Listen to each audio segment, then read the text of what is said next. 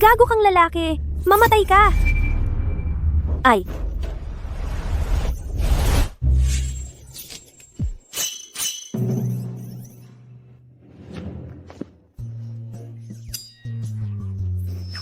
Ano? Ang init ng araw ngayon?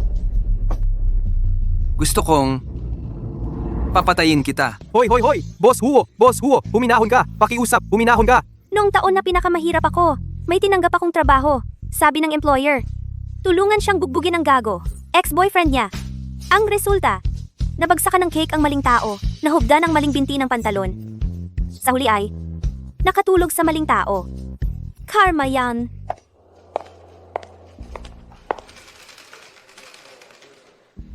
Huo Jingmu, Huoshi Group, bagong pinuno.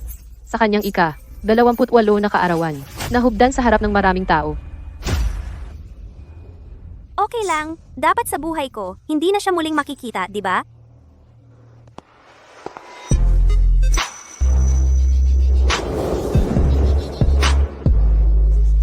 Tiyak na hindi na magkikita. Hindi naman. Ako ay naku. Hindi mo ako makita. Hindi mo ako makita. Diyos ko, niloloko mo ba ako? Diyos ko, niloloko mo ba ako? Bakit naman ako nakakasalubong sa kanya ulit?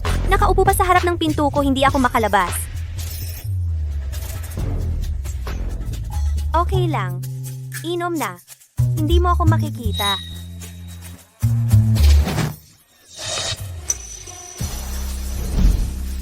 Baliw ka ba? Hindi ko trabaho yan. Bitawan mo ako. Isang beses lang.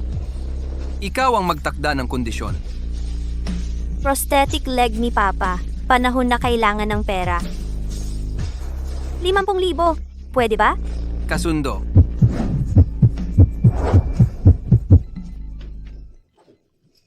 Tapos na. Mahuhuli na ako. Ngayon ang aking unang araw sa trabaho. Unang araw sa Huo Group. Ito ay seke na 50,000. Mula sa operasyon ng prosthetic leg ni Papa, kulang pa ng 49,975.5 piso. Kahit na ako si Jiang Ji ay hindi ganoon kahusay. Hindi ko sasamantalahin ang kapahamakan ng iba. Bibilangin ko. 4. Kabuuan. 24 at kalahati. Niloloko mo ba ako? At binigyan mo pa ako ng sukli. 24 at kalahati. Iniinsulto mo ba ako?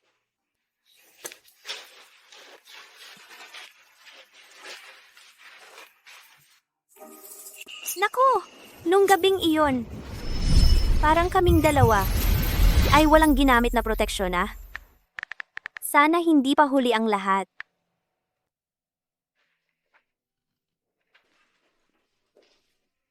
Jiang Ji! Sino ang Jiang Ji? Narito na ang gamot mo. Oy, hindi ba ito si noong tayo'y nasa kolehiyo pa? Ang working student na Jiang Zi? Ang dalubhasang dilag? Ibalik mo sa akin. Aray, mukhang magulo ang labanan kagabi, ha? Tignan mo ang leeg mo. Ano naman ito? Baka naman kontraseptibo ito. Anong pakialam mo? Ibigay mo sa akin.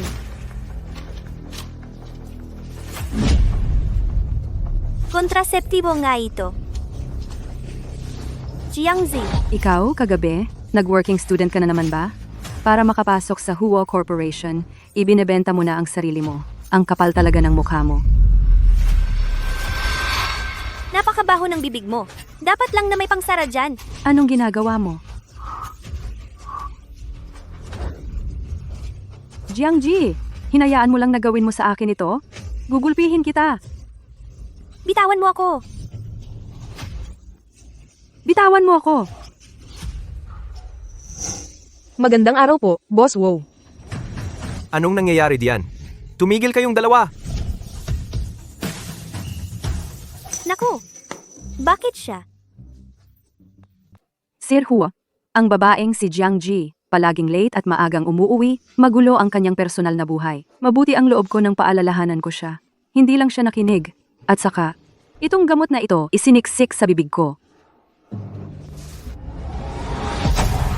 Ang taong tulad niya na may masamang ugali, dapat agad na paalisin. Itaas mo ang iyong ulo. Wala na, wala na. Harapin mo ng matapang Jiangji. Si, ikaw pala? Ikaw. Pumunta ka sa opisina ko. Wala na, Boss Huo. Nako. Siguradong matatanggal ako sa trabaho nito.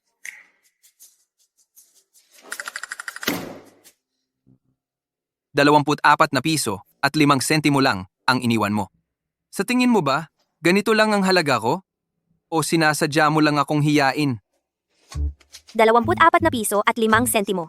Malaki na yan. Pang 2 kain na yan. Ulitin mo. Boss Huo, oras na para uminom ng gamot.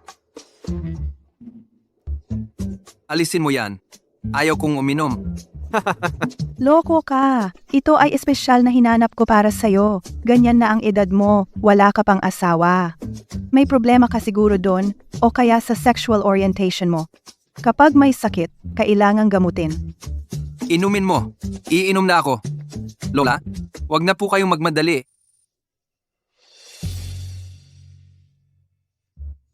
Nakakatawa ba? Hindi naman. Boss Huo, baka gusto ninyong painitin ko muna yung gamot ninyo? Hindi na kailangan. Kailangan! Paiinitin ko na po.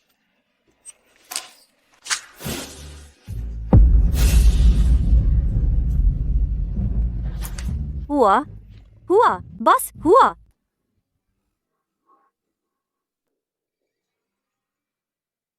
Kung ganon pala katamad ang buhay mo, linisin mo yung mais sa pagkain mo. Kapitalistang mahilig mang istorbo. Lalabanan kita.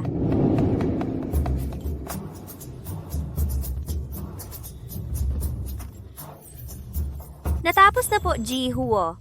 Pwede na po kayong kumain. Bigla na lang ayaw ko na. Alisin mo. Tsu.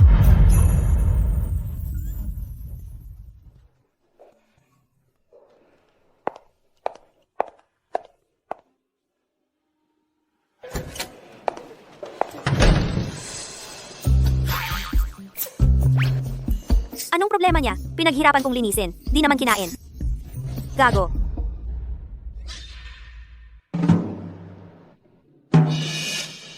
Anong gago?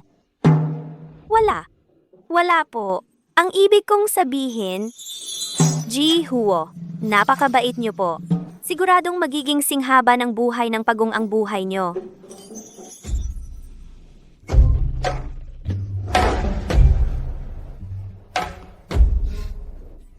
Ang cute pa nga. Nabayaran na ang utang. Pero ang tamang operasyon para sa prosthetics ay 30,000 piso pa.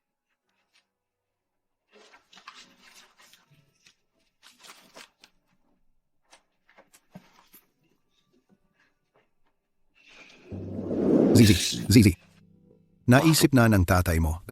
Uuwi na tayo ngayon. Yung utang sa ospital ang laki pa ng babayaran. Itong binti ko. Parang walang katapusang hukay ito. Huwag na nating pag-aksayahan. Tatay, kakabayad ko lang sa ospital ng lahat ng utang natin. Manatili ka na lang dito ng maayos. Makipagtulungan ka sa doktor. Nabayaran na? Saan mo nakuha ang ganoong kalaking pera? Gigi, hindi kaya itong pera mo ay? Tatay, ano ba ang sinasabi mo? Ngayon, nandito ako sa Huo Group para magtrabaho. Napakataas ng sahod ko. Manatili ka lang dito nang walang alala. Huwag mo nang alalahanin ang iba pa. Kanina. Baka sobrang busy lang ako nitong mga nakaraang araw. Hindi regular ang pagkain ko. Medyo gastroenteritis lang. Mawawala yan pag kinain ko ang gamot. Huwag kang mag-alala, tatay. Halika, tulungan kitang humiga at magpahinga.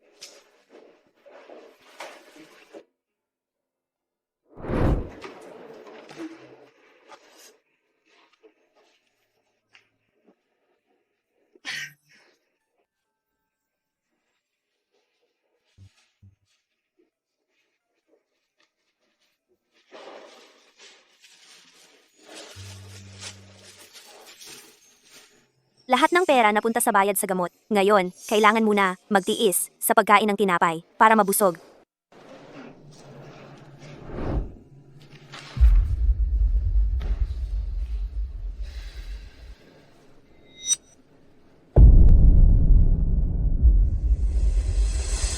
Kaya pala ang payat mo. Kapag yakapin ka, ramdam ang buto.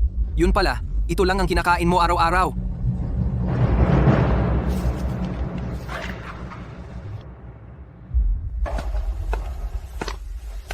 Secretary Jiang, inaanyayahan ka ni President Huo sa kanyang opisina para kumain. Si Miss Yang, Hindi. Parang isang masamang handaan to, di ba? Ikaw ay hinahanap ako? Parang kakaiba ang pakiramdam. Mula ngayon, ang tanghalian mo. Dito nakakain. Bakit? Noong araw na yon, kinain mo ang pagkain ko ng masayang masaya. Mukhang nagustuhan mo naman, kaya magiging mabait ako. At papakainin kita rito araw-araw. Oo nga pala. May patakaran ang Huo Group. Hindi ko alam kung sinabi ba sa'yo ni Assistant Lin o hindi. Ang mga empleyado ng grupo, bawat kilo ng tabang na dadagdag, may premyo yan. Naalala ko, 50,000 piso bawat kilo, ata. Anong klaseng kakaibang patakaran ito? Ang kalusugan ang puhunan sa trabaho. Kung masyadong payat ka, maaapektuhan ang iyong pagganap sa trabaho. Ito ay responsibilidad sa kumpanya. Assistant Lin, totoo bang mayroon talagang ganito kamakataong patakaran ng kumpanya natin?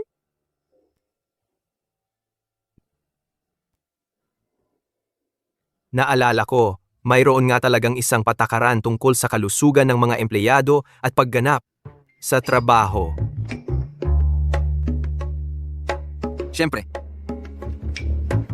may parusa rin kung masyadong payat.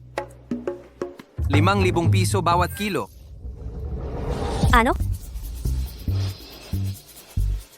Tama. Naalala ko rin na mayroon ngang ganoong patakaran.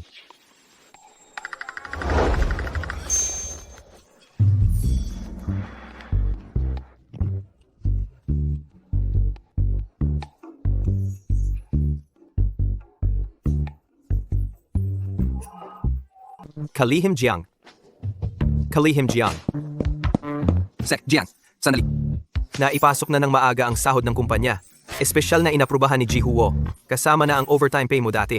5,000 piso lahat. 50,000? Salamat, Aslin. Salamat, Jihuo. Uuwi na muna ako.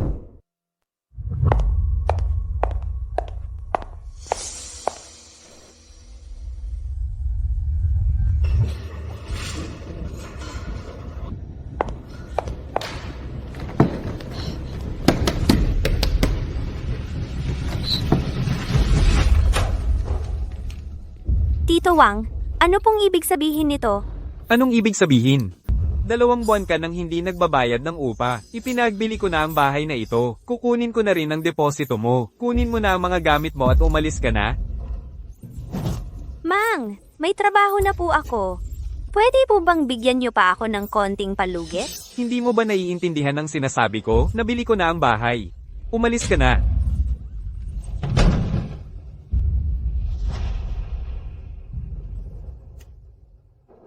Sa ngayon, wala akong ibang mapupuntahan. Mukhang kailangan kong magtago muna sa opisina.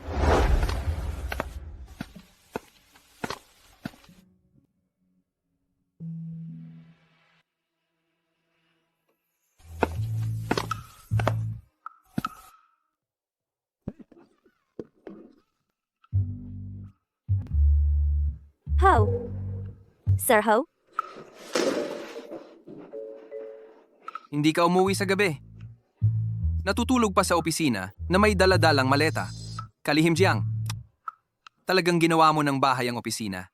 Hindi. Hindi po, Sir Ho. Yun kasi, pinalayas ako ng landlord ko. Magtitiis na lang ako ng isang gabi. Bukas, Bukas na po ako hahanap ng lilipatan. Secretary Jiang, may patakaran ng kumpanya. Bawal tumuloy sa opisina ang mga empleyado at bukas ng umaga, pagpasok na ng ibang empleyado, makikita ka nilang natutulog dito. Anong itsura nun?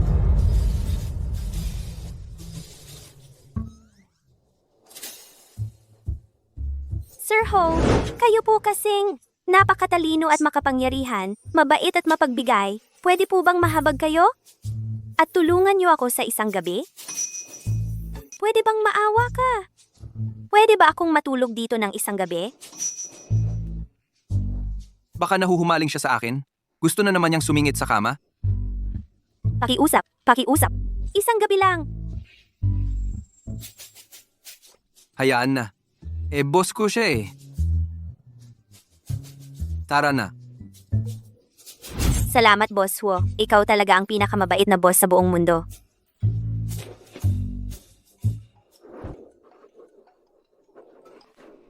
Hoy, Dr. Lee. Miss Jiang, nahanap na ang prosthetics ng tatay mo. Pakiusap, bayaran agad ang buong halaga, 300,000 piso para sa operasyon. Kasi ang tamang prosthetics ay hindi naghihintay. Alam ko na. Salamat, Dr. Lee. Bakit nandito ka pa rin?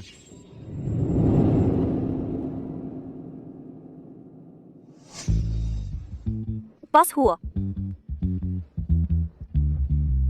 Gusto ko.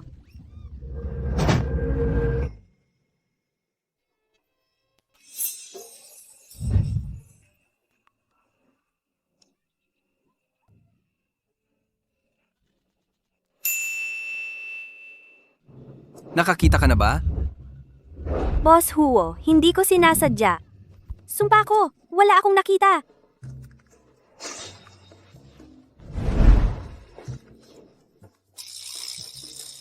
Hoy, ikaw! Boss Huo. Sa totoo lang, gusto kong humiram ng 300,000 sa'yo. Sinadya mo bang lumapit sa akin? Para lang pala sa pera.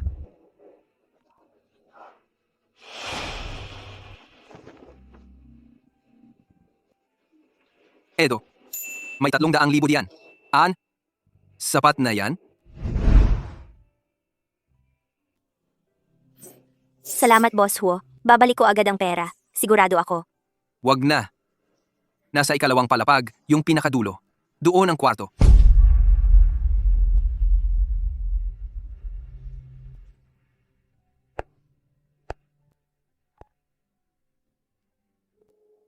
Hello? Dr. Lee? Nakakuha na ako ng pera. Maari po bang maoperahan agad ang tatay ko? Pakiusap po. Salamat po.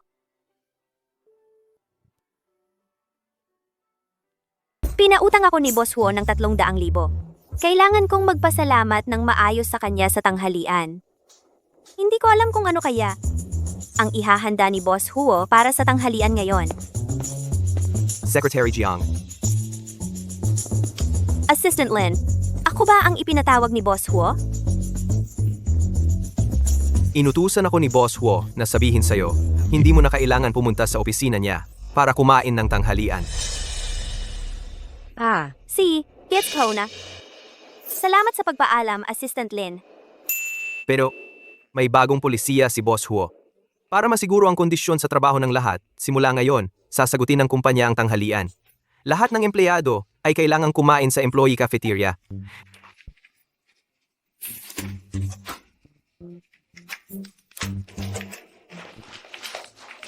Magtrabaho ka na lang. Sige, naintindihan ko na. Salamat, Assistant Lin. Baka naman dahil sa akin binago ni Huo Jingmo ang patakaran? Imposible naman. Hindi naman siya gagawa ng ganoon para lang sa akin. Naku, muntik ko nang makalimutan. Kailangan ko pang pumunta sa ospital para magbayad ng operasyon ni Papa. Kumusta? Ito ang aming bill para sa bayarin. Sige, sandali lang. Lola, dahan-dahan lang po. Hay naku, anak. Gaano na ba katanda ang anak ko? Di pa rin nag-aasawa? Gusto mo bang mawala ang angkan ng mga huwo? Lola? Mayroon akong weak sperm count. Alam naman po ninyo yan. Kaya nga, lalo ka dapat magpagamot ng maayos. Ngayon, dapat sumama ka sa akin sa urologist. Sabi nga ng matandang TCM doctor. May pag-asa pa. Jiangji. Kaya pala siya nagkukulang sa pera. Yan pala ang dahilan. Jingmo, anong tinitingnan mo? Lola, wala lang. Tara na, magpa-check up na tayo. Hay naku, bilisan mo. Ngayon dapat sundin mo ang gusto ko. Papatingin ka sa matandang TCM doctor para ma-check ang pulso mo. Tapos uminom ka lang ng gamot, gagaling ka na. Jiangji, nagkakamali ako sa nangyari noon. Hindi pwede. Masyadong pilit.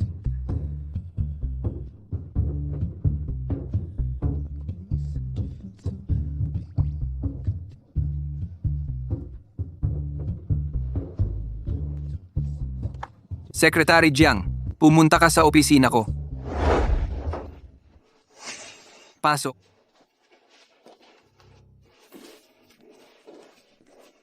Sir Huo, kailangan ninyo ako? Jiangji, umuwi ka na ngayon. Maghanda ka ng mabuti.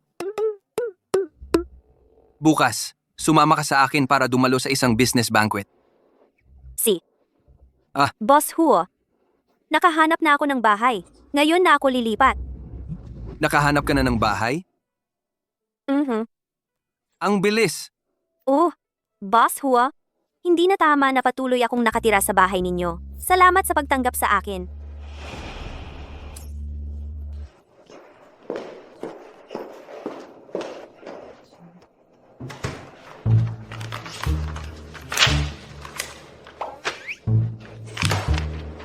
Kung aalis ka, di umalis ka.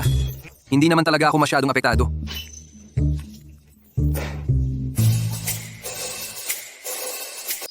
Ji Wang, tungkol sa proyektong binanggit ninyo kanina, ang aming Huo Group Marketing Department ay magpapadala ng tao para ipagpatuloy ang investigasyon. Naway maging matagumpay ang ating pakikipagtulungan. Jiwo, ang babaeng sekretarya mo ay napakahusay. Ganito rin ang pakiramdam ko.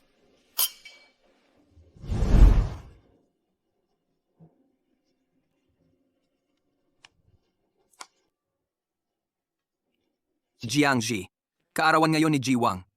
Bumili ka ng isang buwig ng mga carnation. Si Ho Ki Huo.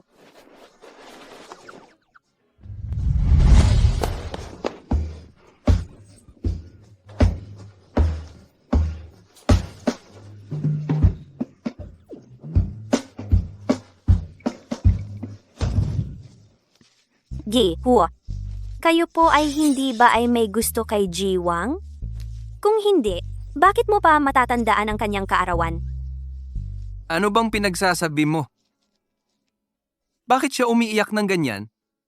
Baka gusto ako ni Sekretarya Jiang? Ganon din, tulad ko na napakagaling, bata pa't matagumpay, guwapo at mayaman na lalaki, sinong hindi magkakagusto? Secretary Jiang, trabaho lang ang relasyon natin. Ano pa ba? Sige, Boss Huo.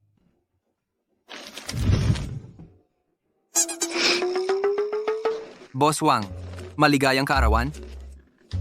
Salamat. Hindi ko inakala na maaalala mo pa ang kaarawan ko, Boss Wow. Ang ganda. Mabuti naman kung nagustuhan mo. Anong nangyayari? Bakit bigla akong naduduwal? Nako, di ako uminom ng contraceptive pill nung araw na yon.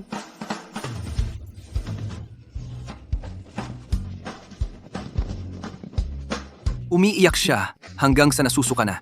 Hindi pwede. Di ko pwedeng hayaan siyang magpatuloy sa pagkahumaling sa akin. Kailangan kong mag-isip ng paraan para marahan siyang tanggihan.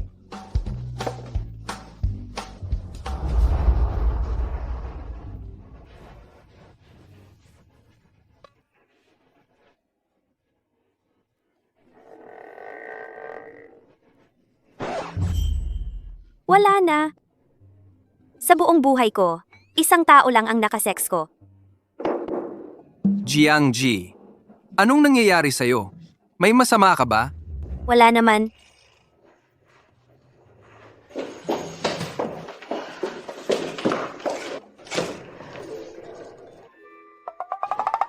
Yung Boss Huo.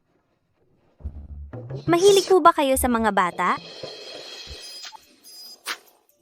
Buntis ka? Hindi. Nitong mga nakaraang araw lang, sumasakit ang tiyan ko ng kaunti. Ano ba ang iniisip mo? Sa buong buhay ko, hindi ako magkakaroon ng anak. Ganoon ba? Boss Huo, hindi maganda ang pakiramdam ko nitong mga nakaraang araw. Pwede ba akong mag-leave bukas? Miss Jiang, espesyal ang kalagayan ng katawan mo ngayon. Kung magpapa-abortion ka ngayon, mataas ang panganib. Ang tsansa na hindi ka na magkakaroon ng anak pagkatapos ay lampas 70%. Sana ay pag-isipan mong mabuti ito. Ibig sabihin, sa hinaharap, hindi na ako magkakaroon ng anak? Anak, kung alam mo lang kung ano ang iniisip ng nanay mo ngayon, malulungkot ka kaya? Pero, kung buntis ako, hindi ko na kayang magtrabaho ng mabigat. Sir, may mahalagang bagay ako. Gusto kong sabihin sa'yo. Hindi ba si Secretary Jiang ay hindi na nakapagpigil na magtapat sa akin?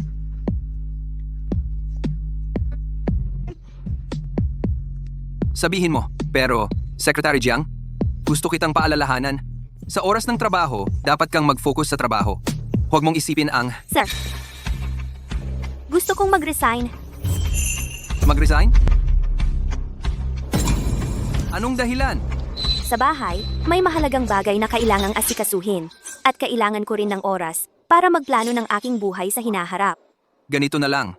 Itataas kita bilang punong sekretarya. Doble ang sahod. At ang kumpanya ay bibili ng bahay para sa iyo. Secretary Jiang, isip-isipin mo ito. Walang ibang kumpanyang may ganitong magandang oportunidad. Huwag kang magpasalamat ng labis. Sir, maganda talaga ang alok na ito. Pero gusto ko pa ring mag-resign. Kung gayon, hintayin nating pumasok ang bagong sekretarya at ipasa mo sa kanya ang iyong trabaho. Salamat, sir.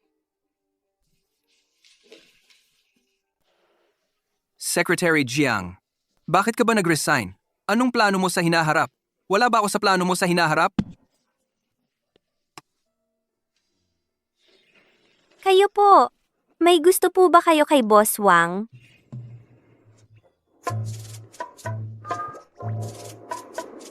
Nagselos kaya siya?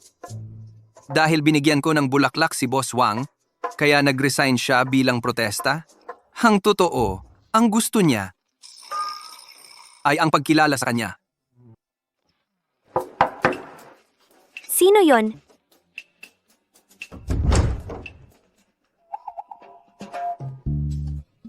Boss Huo, ano pong dahilan kung bakit kayo naparito? Nang ganitong oras? Kailangan mong mag-resign? Opo, Boss Huo. Pag-isipan mo. Di mo kailangan mag-resign. Pero ako, Walang pero. Bumalik ka sa trabaho.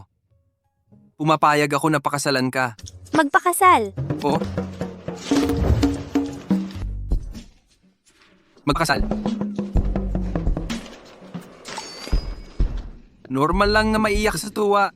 Kasi ako mismo ang nagbigay ng bulaklak sa buong Bincheng. Pero kakaunti lang ang babae ang nakaranas ng ganitong trato.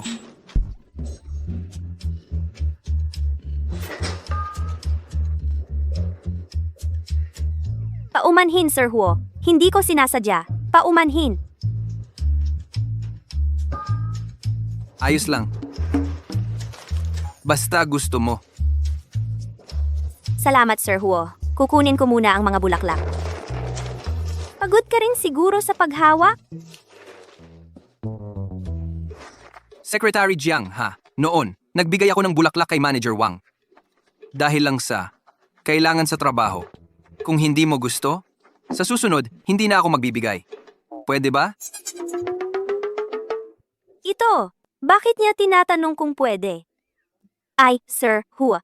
Ito, dapat pa ring tingnan ang iyong sariling plano. Ngayon, ang mga rosas, naibigay na rin sa iyo. Secretary Jiang, hindi mo na kailangan. Magselos pa. Selos. Kailan ba ako nagselos? Secretary Jiang, bumalik ka na. Kapag wala ka, talagang nahihirapan ako. Ang kapal ng mukha nito. Ano na naman kaya ang na-misinterpret niya? Kakaibang bagay. Ginoong Huo, nag-resign ako hindi dahil sa selos. Hindi rin ako babalik dahil maari akong pakasalan. Para lang bumalik sa trabaho. Hindi selos? May nag-aalok sa iyo? Dahil mas maganda ang alok niya kaysa sa akin? Hindi po Ginoong Huo. Talagang walang ganoon. Dahil ba sa bayarin sa gamot, kaya ka nag-aalala? Kaya gusto mo nang mag-resign? Ginoong Huo, alam niyo rin po iyon? Kung dahil iyon sa huli na nagkamali ako sa iyo, humihingi ako ng paumanhin. Magkano pa ang kailangan mo? Sabihin mo lang. Hindi po, Boss Huo. Yung 30,000 hiniram ko sa'yo noon, babalik ko talaga yan sa'yo agad-agad. Hindi ko kailangan yan. Hindi mo kailangang bayaran ako ng 30,000. Ang perang yon, ituring mo na lang na komisyon sa trabaho mo. Kaya, kung hindi dahil sa pera at hindi rin dahil may gustong lumipat sa'yo, bakit mo gustong mag-resign? Kasi buntis ah. Anong buntis? Ay, Boss Huo, tingnan mo. Ang late na ng oras. Hindi ka pa natutulog. Masama yan sa katawan mo. Matulog? Salamat sa iyo, Secretary Jiang. Dahil sa issue mo, isang gabi na akong hindi makatulog ng maayos. Kung ganon, dapat nga ngayon din umuwi ka na at matulog. Nag-aalala ba siya sa akin ngayon? Talaga nga, hindi pa rin siya mapalagay sa akin. Secretary Jiang, hanggat hindi ka pa opisyal na nagre-resign, kailangan mo pa rin gampanan ang iyong mga tungkulin. Bukas ng umaga, puntahan mo ako para gisingin. Huwag kang mahuli. Ito ba yung serbisyo sa paggising?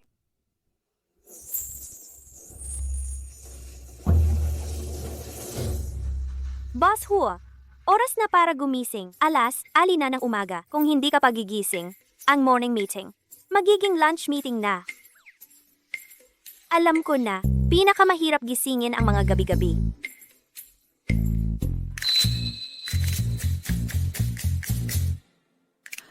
Boss Huo, gumising ka na at uminom ng gatas.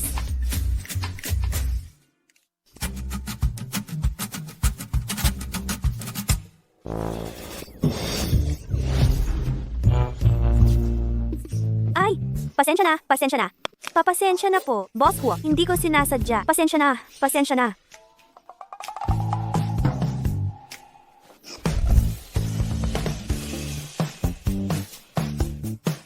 Bakit? Kagabi matatag kang tumanggi sa akin. Ngayon, gusto mo nang bawiin?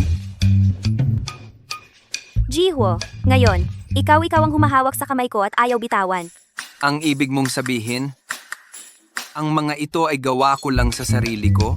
Hindi ko inakala na ganito pala ang tingin mo, Sekretarya Jiang, sa katawan ko. Ganyan ka pala kahilig sa katawan ko. Huajing mo! Bitawan mo ako! Jiang Ji, may natitira pa bang parte ng katawan ko na hindi mo pa nahahawakan? Jing mo, anak. Lola,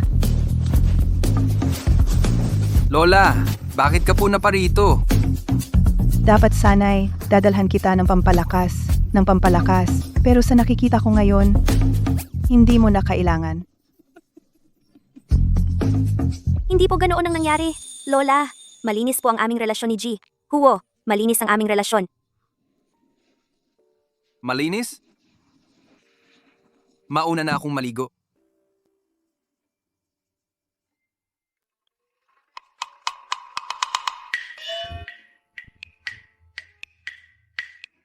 Matandang ginang, kung wala na pong ibang bagay, aalis na po muna ako. Hoy, iha. Maupo muna kayo. Kausapin kita ng konti. Opo.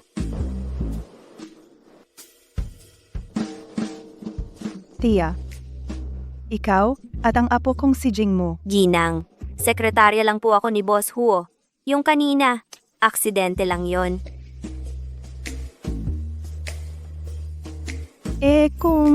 Kung ikaw ang sekretarya niya, nakita mo na bang may dala siyang babae dito? O kaya naman, may babaeng laging kasama?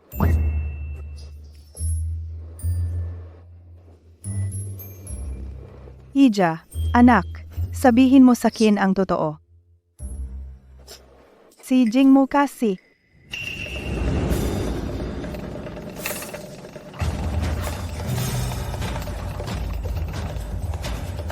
Lalaki ba ang gusto niya? Lola, nag-iisip ka lang ng sobra. Boss Huo, hindi naman siya ganon. Ha? Amitabha Buddha. Ay naku, muntik na akong mamatay sa takot. Buti naman at hindi. Sa wakas, may pag-asa na. Makakarga na ako ng apo sa tuhod. Ha ha ha. Ay naku, anak, ang reaksyon mo. Buntis ka ba? Lola, sino ang buntis? Baka si Lola ang buntis? Marami nang naranasan si Lola. Ganyan ang reaksyon niya. Kitang-kita sa kanyang hitsura na buntis siya. Buntis ka? Hindi ko inaasahang makikita pa ito. Mukhang hindi ko na ito maitatago. Kaya pala nagmamadali kang magbitiw sa trabaho. Yun pala ang dahilan. Huo Jingmu, bitawan mo ako! Sabihin mo, sino ang lalaking nakatalik mo? Ikaw ang lalaking iyon. Nasisiyahan ka na ba? Imposible, doktor! Sabi ng doktor, mayroon akong weak sperm. Mahirap magkaanak. Paano naging imposible? Akala mo ba mag-isa kong makakabuntis? Ikaw lang ang nakarelasyon ko. Kung hindi ka naniniwala, pwedeng magpatingin tayo sa ospital. Diyos ko! Ay naku! Sa wakas, nagbigay pansin na ang langit. Ang pamilya namin Huo sa wakas ay magkakaroon na ng tagapagmana. Ha ha ha! Huo Jingmu, ikaw talagang pasaway. Gusto mo bang maging isang lalaking walang pananagutan? Ha? Babasagin ko ang mga binti mo. Ang akin, isang gabi lang, nabuntis ka agad? Ano pa ba? Siyempre, akin yun. Pananagutan. Kailangang panagutan. Mabuti, mabuti, mabuti. Ganito ang tamang ugali. Ano pang hinihintay ninyo? Ngayon na, agad-agad, pumunta na kayo sa munisipyo. Ang aking mahal na apo sa tuhod, at ang aking mahal na manugang, hinding-hindi ko hahayaang mabastos ng kahit anong chismis mula sa labas. Dapat silang maging lehitimo at kinikilala. Lola, pwede po bang maging makatwiran? Ngayon ay Miyerkules. Quarterly financial meeting ng kumpanya. Tens of billions na proyekto. Kailangan kong pangunahan ito. Ano ang halaga ng ilang bilyon? Kahit na hundreds of billions, thousands of billions. Ngayon, kailangang umatras ang lahat. Ngayon, ito ang pinakamalaking bagay. Kailangang kanselahin ang lahat ng plano. Kahit na bumagsak ang langit, kailangang hintayin hanggang bukas. Ikaw, ngayon, ano pa ang mga importanteng bagay ng bansa? Anak, ang puso't kaluluwa ni Lola.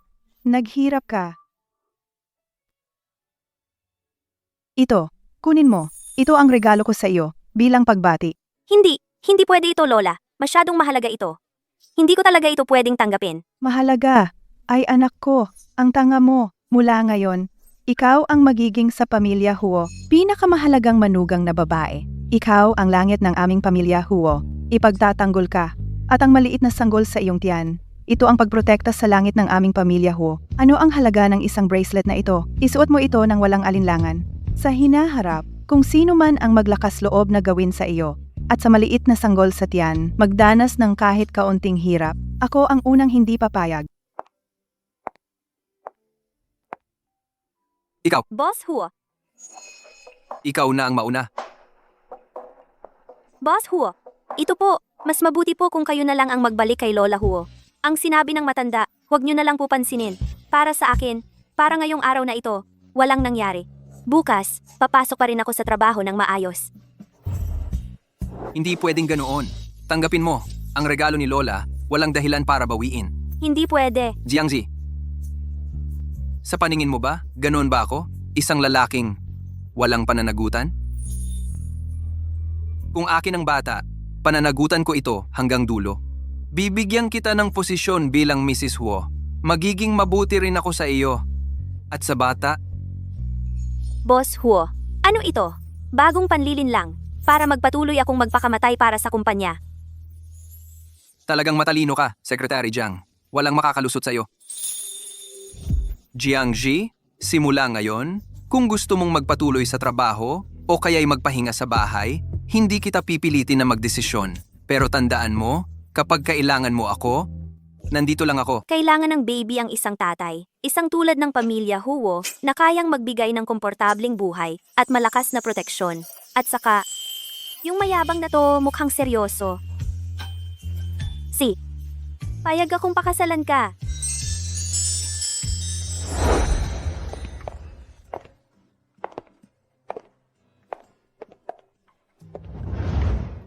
Ang kuha sa litrato, mas maganda pa rin ako mismo. Ng mga 1% lang. Diyos ko, paano ako napakasal dito sa narsisistang walang kapantay sa buong universo? Ang ganda-ganda ng asawa ko. Bagay na bagay talaga tayo.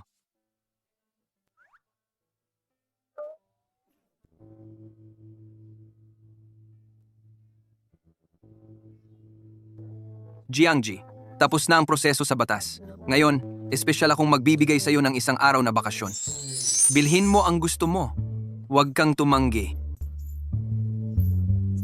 Talaga? Ito na yung sikat na black card? Hindi ko pwedeng tanggapin to. Napakamahal nito. May pera ako.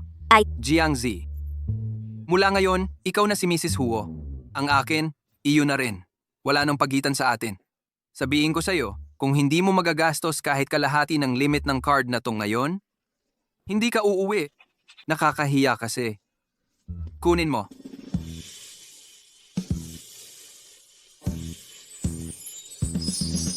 May black card na rin ako.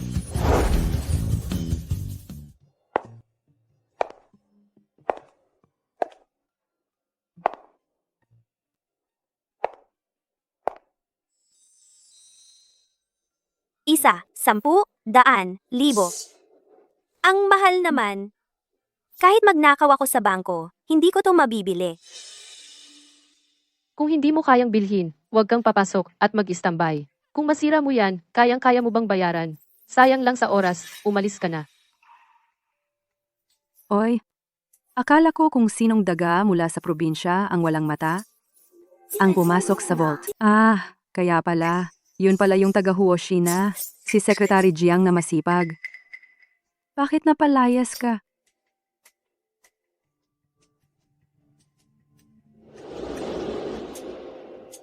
Miss Song, totoo nga, maliit nga ang mundo. Ang research ng marketing department na ito hanggang sa napakadetalyado na kailangan mong personal na pumunta at maranasan ang serbisyo sa counter. Jiangzi, ano ka ba? May karapatan ka bang mangialam sa akin? Ang mga nakakasalamuha ko. Pero kahit ilang henerasyon ka pa, hindi mo maaabot ang mga top socialites. Ang mga binuksan ko para sa grupo ay mga bagay na hindi mo pa naririnig. Mga high-end resources. Ikaw naman? Halika. Ipak mo nga itong kwintas para sa akin. Bilis-bilisan mo. Kapag matagal kang kasama ng mga mahihirap pati hangin ay nangangamoy. Opo, Miss Song. Ipak ko na po ito para sa inyo. Kung makakapunta ako o hindi pa ikaw ang magdedesisyon. Dahil nandito na ako kaya kong bilhin. At kaya kong bilhin ang pinakamahal. Ikaw naman, ang cute mo. Ano bang sinasabi mo?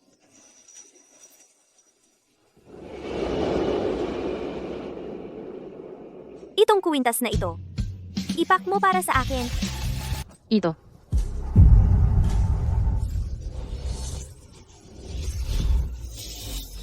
Jiangzi. Nababanyo ka na ba sa kakaisip ng pera? Naghahanap ka lang ng pangkip sa hiya mo. Yung laruan mong card na binili mo sa bangketa, 5 piso lang ang halaga. Dinala mo pa rito para magpanggap. Tingnan mong mabuti. Huwag kang magpaloko sa mga manloloko tulad niyan. Kung totoo man yung card na yan, ang pangalan ko, isusulat ko ng baligtad. Bini-bini, dito po sa amin, seryoso po kami. Sigurado po ba kayo? Nagagana ang card na ito? Subukan mo na lang, para malaman. O baka naman yung tindahan ninyo. Ayaw pang subukang iswipe yan? Ikaw, Sige, iswipe mo. Gusto kong makita kung paano ka mapapahiya.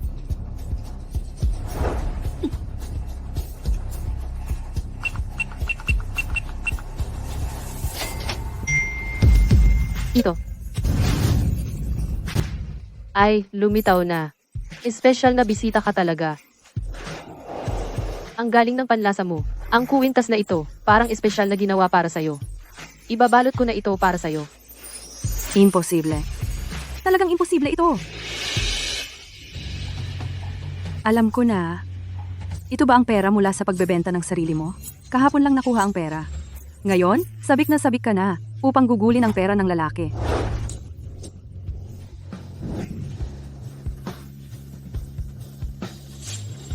Jiangzi, ikaw na babae. Hinampas mo ako. Song Jiao, ang bibig mo ay tulad ng dati. Napakabaho. Parang bulok sa kanal. Putik na 800 taon ng bulok. Putik na 100 taon ng bulok. Dahil ang mga magulang mo ay hindi ka tinuruan kung paano magsalita. Ngayon, ako ang magtuturo sa iyo ng mabuti kung ano ang tinatawag na kapayapaan sa mundo. Lalabanan kita. Jiangzi, ikaw na magandang babae. Tigil! Tumigil ka. Tumigil ka. Kasalanan ko po. Huli na po ang dating ko. Hindi ko alam na si Jiwo. Inutusan ako ni Jiwo na asikasuhin ng mabuti ang ginang. Hindi ko inasahang napakababa ng pagtingin ninyo. Ayaw nyo palang ipaalam ang inyong pagkatao. Manager Wang, dumating ka rin. Dahil sa pagiging masigasig mo sa paghingi ng tawad, pinalalampas ko na ito sa iyo. Ngunit ang babaeng ito, kailangan mong paalisin ka agad. Bilis! Itong babaeng ito na nagbubuga ng kasinungalingan at naninira sa mahalagang bisita, itatapon ninyo sa labas. Ako, ano ang ginagawa ninyo? Bitawan ninyo ako. Ilagay siya sa blacklist. Simula ngayon, hindi na siya tatanggapin. Ikaw, At ikaw din. Hayop ka, wala kang modo. Alam mo ba kung sino siya? Tinanggal ka na sa trabaho. Ngayon din, umalis ka. Maginoong bisita, ang pagdating ninyo sa aming mall ay isang malaking karangalan para sa amin. Ipinahahayag ko na lahat ng gusto ninyo dito ay libre lahat. Ito ay munting kompensasyon para sa pangamba na naranasan ninyo. Manager Wang, nababaliw ka na ba? Nagmamakaawa ka pa sa babaeng ito? Bakit? Dalhin siya. Bitawan mo ako. Madam Wu, tingnan ninyo. Nasisiyahan ba kayo sa aking mungkahi? Kung may iba pa kayong kailangan, sabihin lang. Ako mismo ang maglilingkod sa inyo. Ah, manager. Ang kuwintas na iyon, pwede bang ibalik? Nako, Madam Wu, napakapalabiro ninyo. Ang buong mall na ito ay pag-aari ni Boss Wu. Lahat ng gastos ninyo rito, sinabi na ni Boss Wu. Naisusulat sa kanyang pangalan. Bumili kayo ng anumang gusto ninyo. Ang kaligayahan ninyo, ang pinakamalaking hangarin ni Boss Wu. Mga sakim na mayayaman, buong mall, sayo, pera mo, parang hinihipan lang ng hangin? Kung hindi po kayo bibili, parang minamaliit niyo po ako. Parang minamaliit. Yung manager, baka naman pumili ka nga para sa akin ng ilang bagay na pang-araw-araw na isusuot. Walang problema. Ako na ang bahala. Siguradong masisiyahan kayo. Ginang Wu. Nandito po ang aming top VIP room. Tuloy po kayo.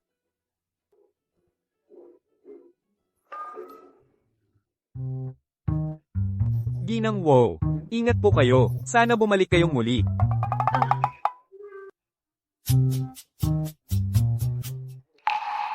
Ay nako. Diyos ko. Si Song Jiao, sira ulo. Muntik na niya akong ipahamak. Sana si Ginang Wu ay mabait. Huwag niyo pong banggitin kay Boss Wu ang tungkol dito. Kung hindi, mawawalan ako ng trabaho. Pati buhay ko. Nakataya. Kaya sa kabuuan, ang growth rate ng Q3 ay inaasahang nasa mga 5.7%. Pangunahing apektado ng kalakaran sa merkado.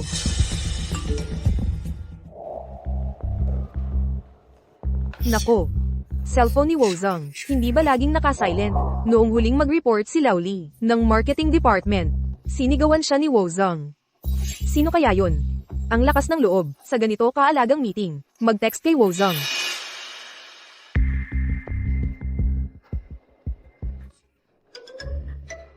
Tingnan niyo si Wozong, nakangiti siya. Ang ngiti ni Wozong, parang namumulaklak na bakal o nagkademonyo ba? Tapos na ang meeting. Naghirap kayo ngayong araw. Pwede na kayong umuwi ng maaga. Wozong, may mali po ba? Sa report ko, pakiwasto po, aayusin ko po kagad. Wala yun sa'yo. Uuwi ako para makasama ang misis ko sa pagkain. Maaga na kasi. Sinabi mismo ni Jiwo, na uuwi siya para kumain kasama ang misis niya. Diyos ko, kailan pa nangyari yun? Nako, mababasag na ang puso ko. Nagpakasal na pala ng maaga si Jiwo. Yung babae. Ang galing talaga niya. Siguro sa past life niya, niligtas niya ang buong kalawakan. Huwag na kayong mangarap ng gising. Yung taong kayang pasukin ang mga patakaran ni Jiwo, at aminin pa mismo ang pagkakakilanlan, hindi talaga karaniwan yun. Tiyak na isa siyang napakagandang, Diyosa, ang isang ordinaryong tao. Paano mapapansin ni Jiwo? Tama, isipin niyo yung dating, ni Jiwo. Ang asawa ni Jiwo. Tiyak na matapang na tao yun. Anong pinagchichismisan nyo dyan? Inemploy ba kayo ng kumpanya para magchismisan lang?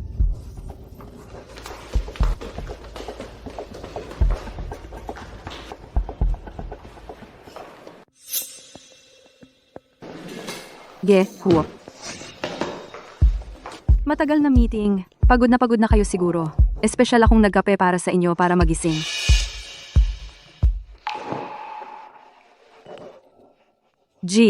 Huo. Kailangan niyo po akong ipagtanggol. Nagpunta ako sa mall ng pagod para mag-market research. Tapos nakita ko si Sekretarya Jiang nag-absent para mamasyal.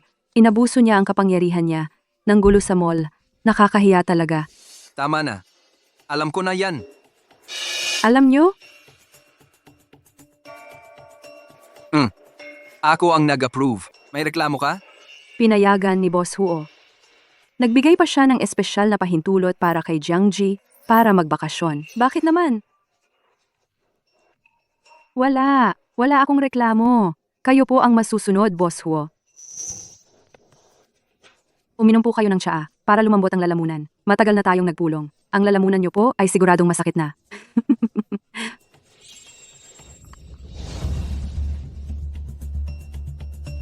Anong amoy yon? Alis na ako. Hoy, Boss Huo. Aalis na kayo? May trabaho pa ako. Na gustong i-report ng mag-isa sa inyo. Lumayo ka. Bakit ka ganyang kalapit? Ang init. Amoy pabango. Ang baho. May kailangan ka ba? Kausapin mo na lang si Assistant Lin. Hoy, Boss Huo. Boss Huo. Boss Huo. Boss Huo, bakit ka maaga umaalis ngayon? Ang aga-aga pa. Naku! Nainom niya ang tsaa. Wala namang problema yon, di ba?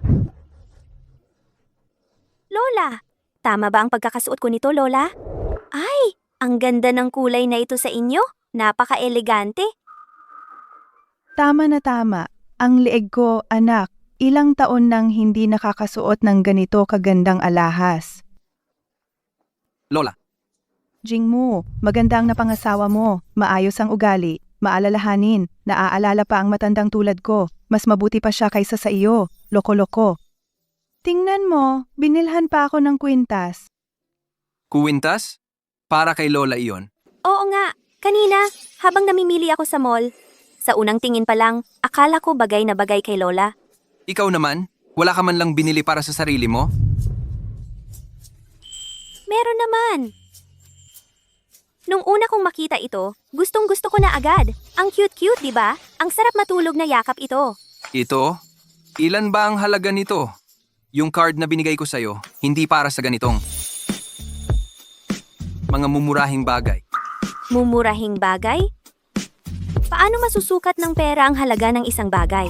Gusto ko ito, kaya walang katumbas ang halaga nito. Mas masaya pa akong yakapin ito kaysa sa isang bloke ng ginto. Sige. Tama si Gigi. Ang mahalaga, gusto mo ang isang bagay. Jingmu, sakto, dumating ka. Pinapakuluan ni Ate Shu ng sabaw na pwedeng inumin ni Gigi. Gigi, maghugas ka na ng kamay. Kakain na tayo. Si. Jiangzi, may regalo rin ako para sa'yo. Pagkatapos, Gigi. Sinadyang pinapakulo ni Lola kay Aling Shu ang sabaw ng pata para sa iyo. Tingnan mo, may patani pa at mani. Napakapampalusog nito, lalo na para sa iyong buntis. At sa maliit na sanggol sa tiyan mo, napakabuti nito. Halika, inumin mo na habang mainit-init pa. Salamat po, Lola. Nag-abala po kayo, Lola. Inumin mo na.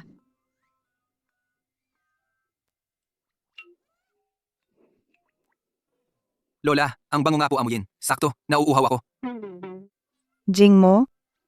Ito'y sinadyang inihanda para kay Gigi, para inumin ng buntis. Ikaw, isang lalaki, bakit mo iinumin yan? Ilapag mo yan. Sino nagsabing hindi pwedeng inumin ng lalaki? Bigla kong naramdaman, masarap pala ito. Gusto ko to. Isang lalaki ka, bakit mo pa iinumin yan? Tigilan mo yan. Sinong nagsabing hindi pwedeng inumin ng lalaki? Bigla ko lang naramdaman na masarap pala. Nagustuhan ko. Hala, teka. Noong bata ka pa, kapag naamoy mo to, parang kunehong mabilis kang tumatakbo. Itong tatay mo, hawak ang pamalo, hinahabol ka para painumin. Ayaw mo pa ring uminom kahit isang subo. Bakit ngayon, parang umaraw sa kanluran, bigla mo na lang nagustuhan? Lola, nagbabago talaga ang tao. Nag-iba na ang panlasa ko ngayon. Hindi pwede. Naunawaan ko na. Naunawaan ko na. Anong nag-iba ang panlasa? Malinaw na lumaki na ang aming Jing mo. May asawa na. Marunong nang magmalasakit sa iba. Sige, kung gusto mo, heto, inumin mo na lahat. Gigi, Lola, kukuha pa ako ng isang mangkok para sa iyo. Sabaw ng manok na hindi masyadong maalat. Masarap din ang sabaw ng manok.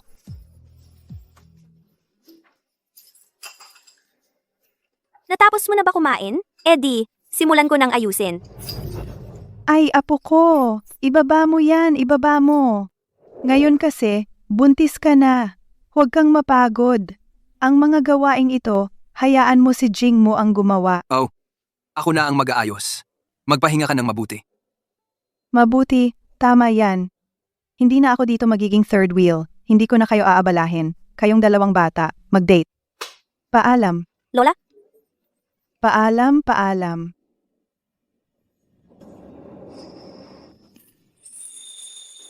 Tara na.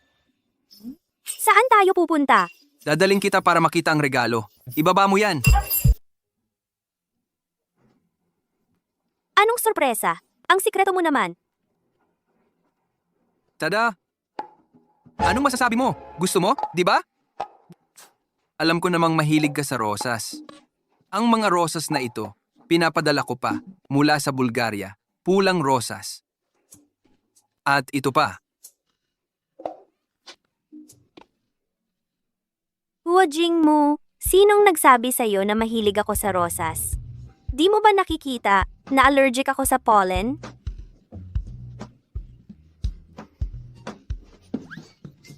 Ate Shu! Tao! Dali! Linisin niyo ang lahat ng talulot sa loob. Isang piraso. Huwag nang maiwan.